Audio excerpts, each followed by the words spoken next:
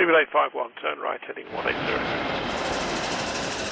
14 Papa, turn right 245, report localizer established 27. Hawaiian Airlines, I'd like to welcome back to the channel. They're an airline They are an airline that's not often frequently featured here, and some updates have come from the carrier in the past couple of weeks, so I thought I'd take a look in a bit of a big compilation update, if you will, beginning at their Boeing 787. You may recall a relatively recent acquisition from the airline that had originally the A330-800 on its books.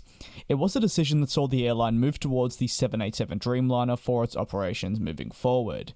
Initially, the airline had 6 of those -800s over at Airbus, which back in 2018 was a largely unfavoured variant of the A330neo series, and you could argue still today, in 2022, due to its lack of significant commitments, it is the misfit, and this is a word that was heavily associated with the -800 for many years by aviation analysts, with the -900 of course being the more popular offering.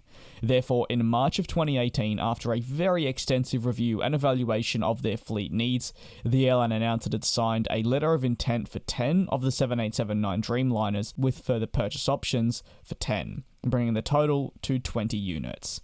Deliveries were announced at the time to begin sometime in 2021. Now, however, the airline has noted that it will welcome its first 787-9 in most likely the second half of 2023. This means a type will arrive 2 years later than initially expected.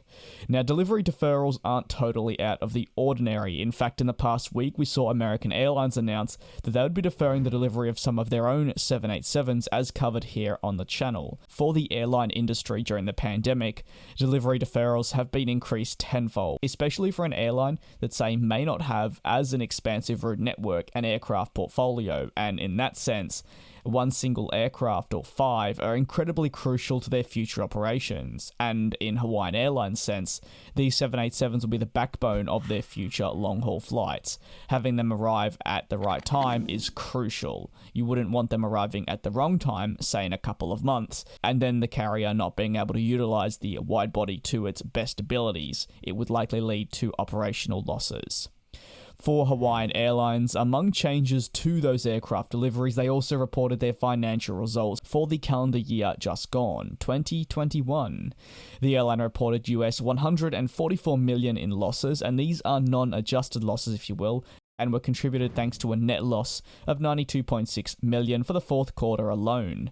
For the carrier, they saw 2021 as a crucial year in their recovery, following the emergence of the pandemic in early 2020. They also believe that 2022 can be an even more positive year with the right momentum. While at the moment it is slow, there are still positive signs of recovery, and with the resumption of international travel last year, and in addition those vital services through to North America operating at once again a fairly decent pace, it's something the airline does truly believe they can build on moving forward. How do you see this year, being 2022, panning out for Hawaiian Airlines? How do you also see them faring with the delayed arrival of the 787s? Let me know down in the comments. Happy Sunday, thank you very much for watching, and I'll see you next time.